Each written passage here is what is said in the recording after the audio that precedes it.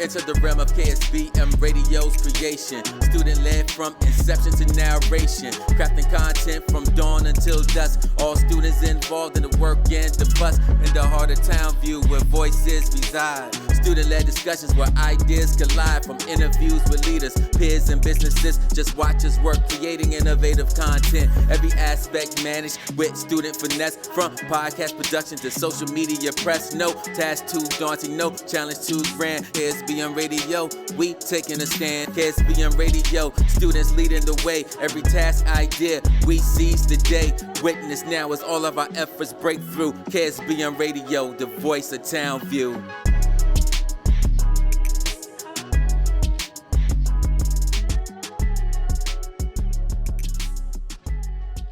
Come closer to the music. Broadcasting live from Marvin E. Robinson School of Business and Management, Dallas, Texas. My radio station. We are KSBM Radio, the voice of Townview.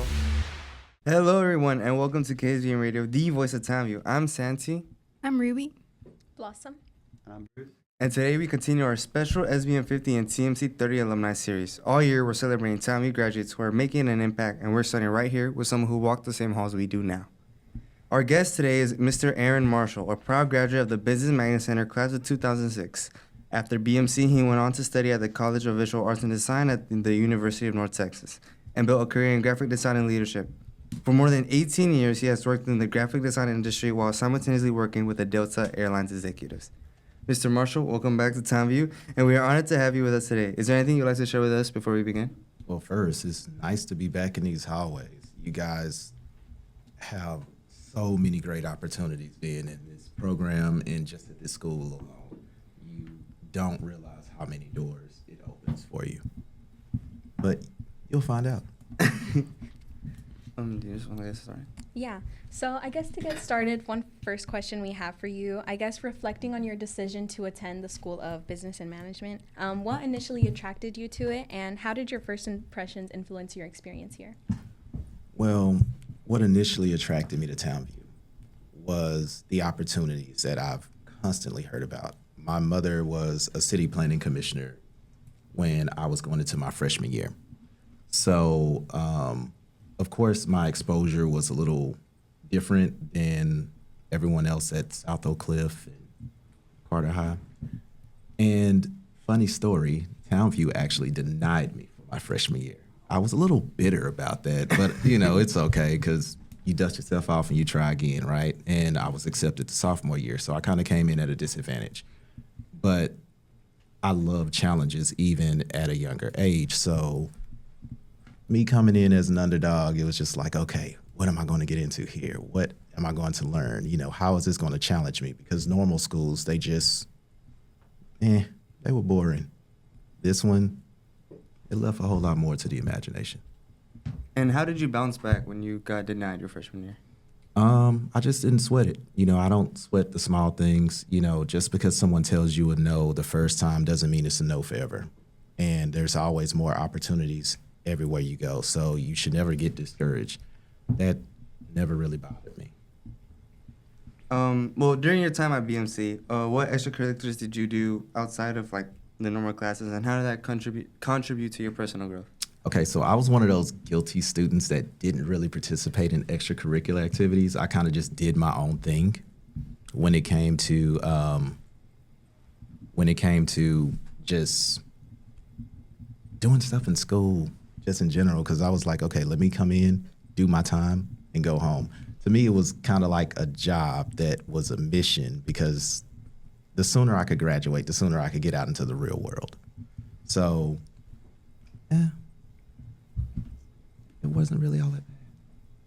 Were there any elective classes that you were in besides your core classes? If you want to consider electives, the what do you call them? The co-op classes, where you get your first job and you start working, and you're doing it for a grade, but you also kind of get paid for it. I actually went through two. My first one was at Finish Line, and it took one Jordan release drop for me, and after that I was like, I can't do this. This isn't for me, can't do it. So I was switched over to work at Medieval Times as a photographer and stayed there for a little bit of time, finished out school, and it really taught me a lot. But, you know, it also taught responsibility because I was one of the students with a car on campus. So you have certain privileges, but you can't abuse those privileges. And you also have to remember that the school is still responsible for you, even though they're giving you that opportunity. All right, I think we can move into our next question then. So what were some significant challenges that you encountered during your time at BMC? Was it, did that affect your schedule with co-op, or were you all caught up with all your credits? No, I always found a way to just get things done. So if there were a schedule at work that they needed me to fill in for, you know, I always made sure it was around the time that I could and it didn't interfere with my classes, because I wasn't the most, I want to say, well-behaved kid when I was here. I did a lot of things I probably should not have, and I spent a lot of time with, you know, the principal and the counselor, but not for bad reasons, just because I just really enjoyed engaging with them. And you know, I learned a lot of lessons from them, you know, because I was always intrigued with the next level. So I think that was a big portion as to why I was always busy, as I would call it. Speaking of principal and counselors, were there any teachers who left a lasting impact on you, and how did their guidance shape your future? You know, I would say the teacher that did was Miss Davis, Miss Gloria Davis. I don't think she's still here anymore, but the reason she stood out more, because of course all of my teachers, they made a lasting impact. I mean, it's Townview, that's what they do. But Miss Davis did something that was different. It was an assignment, and I'll never forget this. She told us to write our future self a letter. And we wrote something personal to us as far as what goals we wanted to obtain and everything, just pretty much writing down your goals, your dreams, like your aspirations. And she would mail them out to us. Like after, oh God, it was so many years. I honestly thought she forgot, and I actually forgot about the assignment. But, you know, time rolled on, and I received that letter from myself, my past self. And I actually cried when I got it, because not only did I accomplish the majority of the things on that list, I knew I still had goals that I wanted to do that I just forgot about because they were fun for me at the time as a kid. You know, when you get older, responsibilities and obligations kind of take the place of dreams, and you can sometimes forget your dreams. So to get that and see my dream all over again, it was kind of cool. So what kind of dreams did you write in your letter? Well, of course, one of them was to be successful. Wasn't quite there at the time, but I was on my way.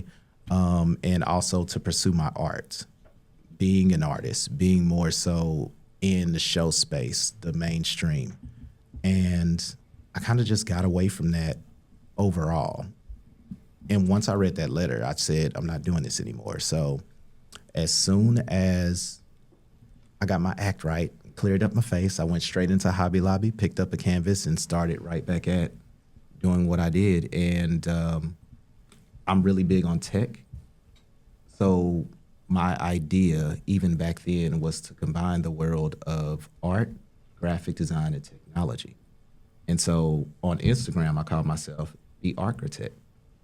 So that way, you know, I'm kind of fusing all of the worlds, but I use all of those tools as mediums to create a different type of composition that's not exactly 2D, but more 3D, and also creates an emotional trigger to where it creates more of a safe space to start hard conversations. But you're looking at it and you're just so fascinated with the glitz and the glam of it. And you're just like, oh, man, this is beautiful, but I see there's more to it. And you know, that's art. It's supposed to communicate. It's a very powerful tool. So I guess going back to what you said about art, how did it feel to get back into that, especially after like so many years of not really doing it that much? I mean, it felt great because it's a natural extension of me. It's something that I do for fun more so, but at the same time, now I do it for the monetary benefit, because why not? What's the point in doing something that you love to do and creating all these beautiful pieces of work if you're not going to put it out to the world? And I just didn't want to have my babies, as I call them, held up in my studio area, just not getting any showtime. It's important to show it. Kind of going back to your time at BMC, what was like your most meaningful memory? We got into so much, so many. I would say my most meaningful memory would be the debutante ball, because I actually won one of my first awards there. I think, if I'm not mistaken, I think it was Bow of the Year. And I was so excited about that because I was like, man, I really didn't do anything, but, you know, I got this award. That's pretty cool. People voted for me. That's awesome. So, you know, that was like my most meaningful one. And it was one of the first times I actually got dressed up like in a tux and stuff just to do it. It was a whole thing. It was pretty cool though. But also, what was your senior year like? Like, what happened there? What was something that stood out for you? Learning responsibility and balance. My senior year was full of a lot of events, you know, of course, the end of the year type things. I don't know if you guys still do the Sadie Hopkins thing. I know that was a big up here. So many people got sent home. It was hilarious. But yeah, it was very much so a balance of responsibility and just growth at that point, because I was so ready to be an adult. I was so ready to be out in the world to see exactly what my teachers were talking about and to actually make something of myself. Being excited about going to the real world, like what are some lessons that you think, lessons or experiences from BMC that influence your approach to leadership? I would say the biggest one is always go into the room being your best professional self and also being your authentic self. You know, you don't want to portray yourself as something that you're not able to maintain, because at some point that is going to come back around to bite you, and you don't want that. So what were some of the biggest challenges you had in your time here at BMC? Settling on one thing to do. Definitely that. Because I got bored really easy of certain things, because once I've mastered it, I'm like, okay, I'm done with this, time to move on to the next step. So that definitely was the biggest challenge.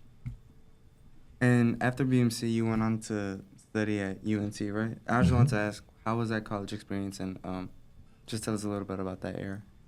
The college experience, expensive, okay? Just throwing it out there. I wasn't one of the fortunate ones to be able to receive grants and loans, because for whatever reason at the time, it was time for money to be dealt out.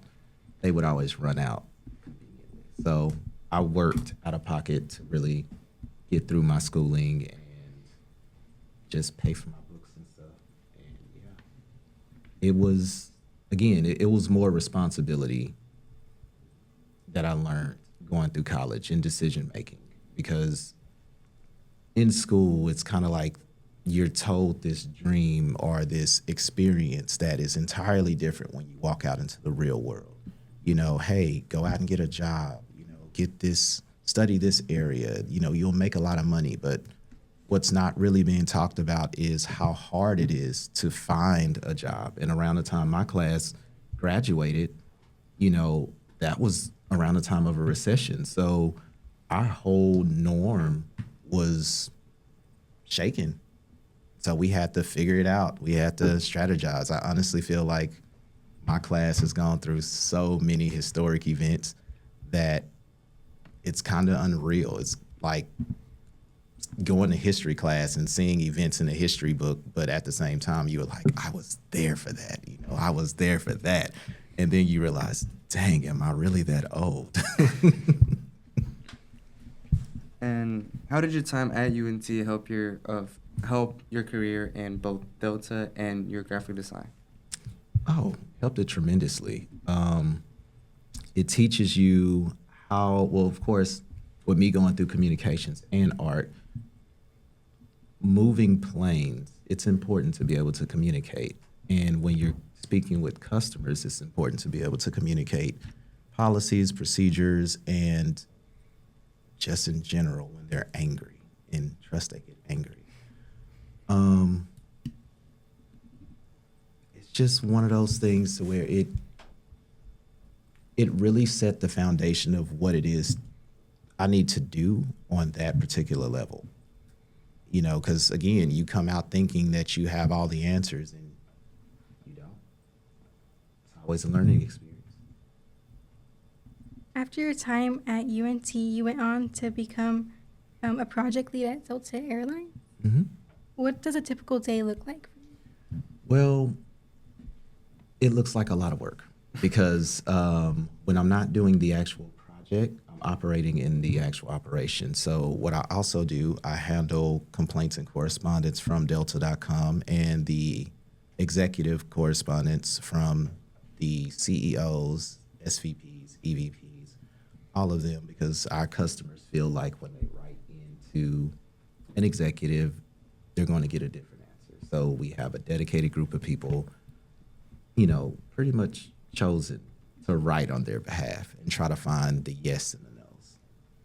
And that's pretty much a primary day-to-day, but when we're doing a project, that's a more intensive situation. Depending on where there is a cross-divisional event, I'm pretty much flying out, spending time out there, gathering feedback, talking to our frontline members, and really trying to figure out, what it is that we really need to push the airline forward to be and stay the best. And how did you find yourself in Delta? How was that story going? Honestly, I think it was just destiny. Before Delta, I used to work for the Transportation Security Administration, and I was at DFW. Yep. I did the political song and dance for over 11 years, and I am tired. Okay, that is a tiring experience, and it's a reason they're angry, because they're more so numbers than people. But it is a great career. You can make something out of it. It's just you have to be very intentional with everything that you do in a government agency. And so, it was at a time where I was like, I've been doing this for so long. I need to change.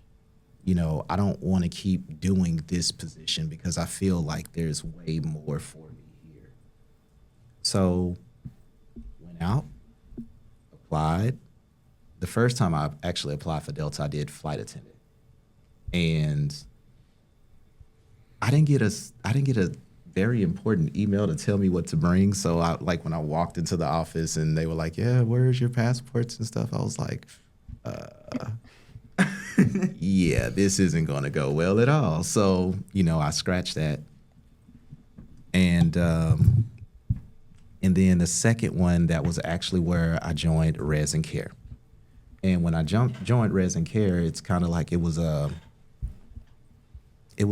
destiny, because walk through the doors, even at the interview, of course they're asking the basic interview questions. Oh, why did you choose Delta? Me, I was like, well, honestly, why should I choose Delta? That's really the question we need to be talking about. And it's like the whole interview switched and the tone changed. Because at that point, I made it very clear that I was looking for a career to stay in my days, and it was just a natural flowing thing. Everything that I wanted, they were able to provide, and instead of asking, hey, what does this position look like in 10 years? They were able to give me a 10-year plan sheet just on the base level. And they were like, you can do all of these additional things. You can make anything out of yourself that you really want, because we have so many different roads. But they did warn me that all roads do lead to Atlanta. So, and that's where their main headquarters is. So, yeah. So you do have a lot of responsibilities, it seems like. How does it how are you able to manage everything and still find time for yourself? I think it's just about naturally adapting. People find time for the things that are important to them.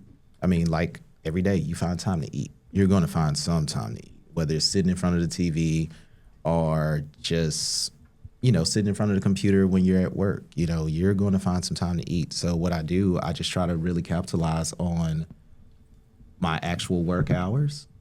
And when I'm traveling, I make the best out of that, make that an experience, going through the airports, really enjoying the journey, because it's so easy to get complacent and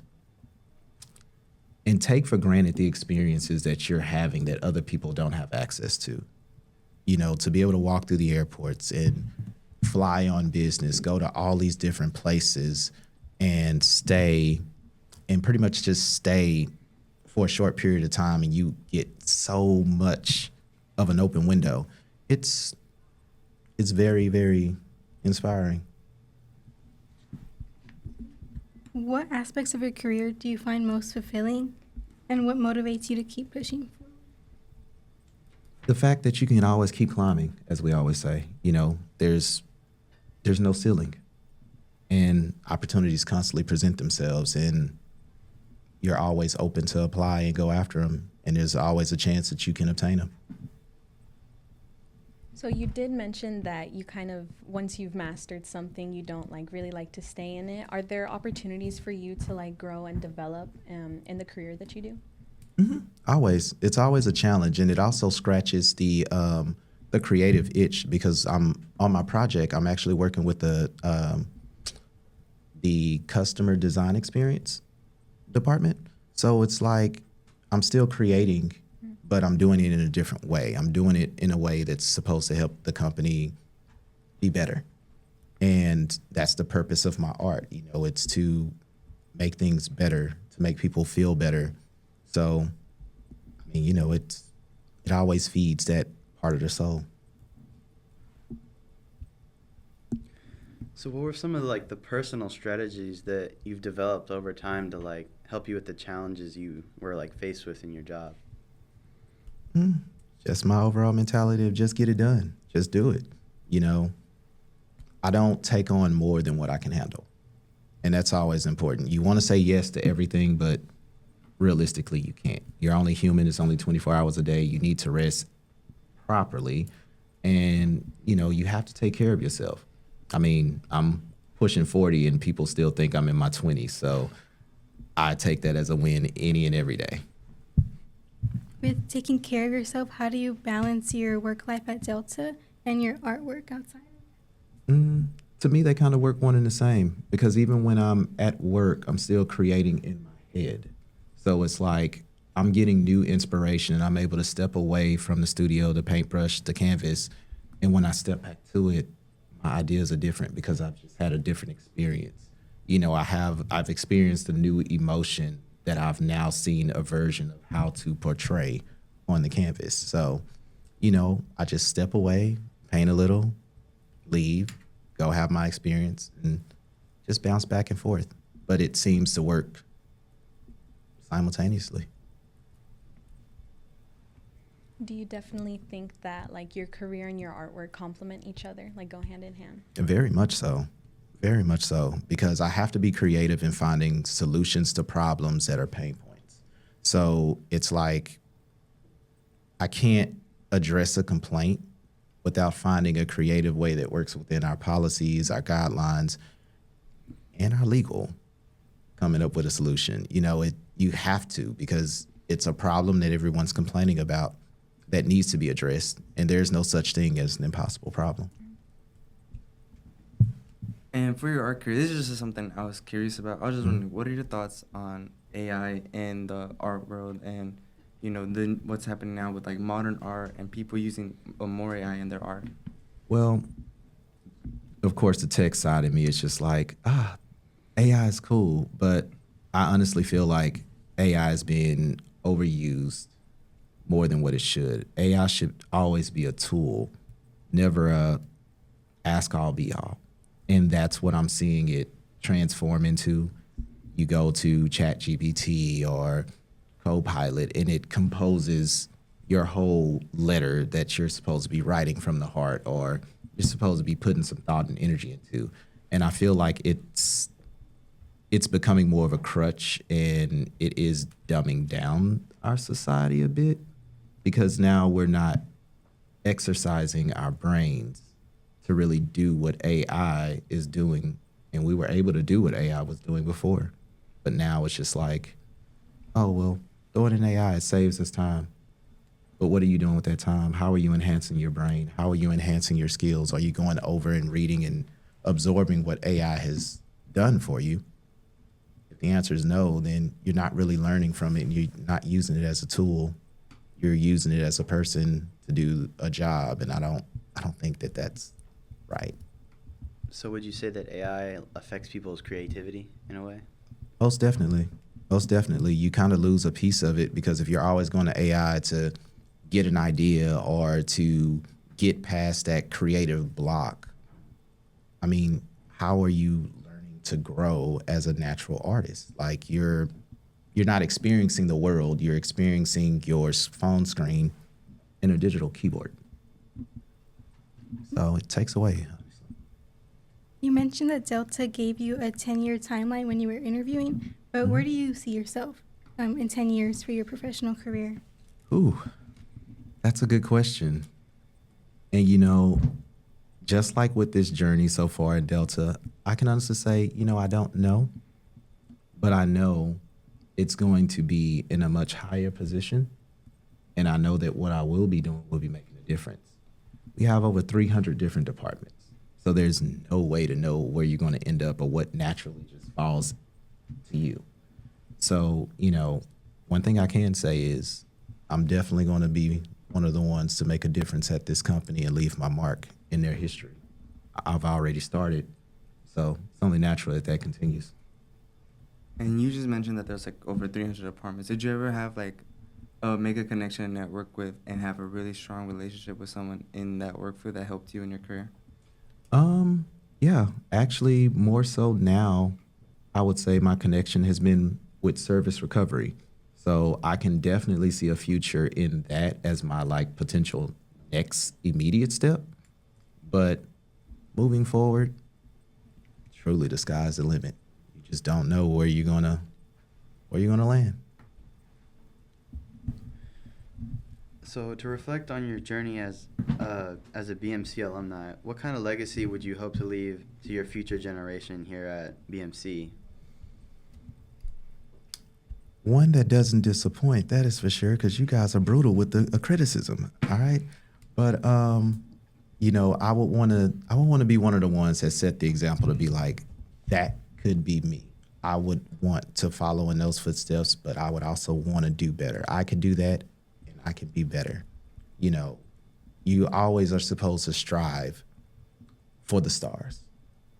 The only limitation that you really have is yourself. So, I want to inspire you guys to go out into the world to really make something of yourself that's true to you. So that way you're fulfilled. You're not feeling like, hey, this is a job, I'm doing it to pay bills, to take care of my family. Do something that you're passionate about. Do something that matches you. It makes a huge difference. It really does. So we're going to finish off with our KSBM signature question. Oh, Lord. So if you could go back and give advice to your high school self, what would you say? I would say you weren't wrong.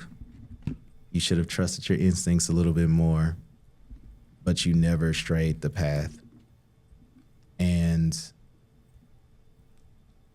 that's really an interesting question, because it's one of those to where you look back at your past decisions, your past mistakes, and you realize all you had to do is really trust yourself. Because this school gives you everything you need to be okay and all right. It really does. That's super inspiring. So thank you so much, Mr. Marshall, for sharing your journey with us today. It was a pleasure to have you. From your days at BMC to your careers in graphic design and project management, your story shows the lessons from Townview forge a path into college, career, and beyond. Your advice gives today's students a model of endless possibilities. And to our listeners, thank you so much for tuning in. This is what we aim to achieve with our SBM and TMC 50 Alumni Series, where we recognize graduates who continue to make a positive impact. Be sure to follow us on our social media and subscribe to our channel so you don't miss our next episode. Until next time, this has been KSBM Radio, the voice of Townview. Stay awesome.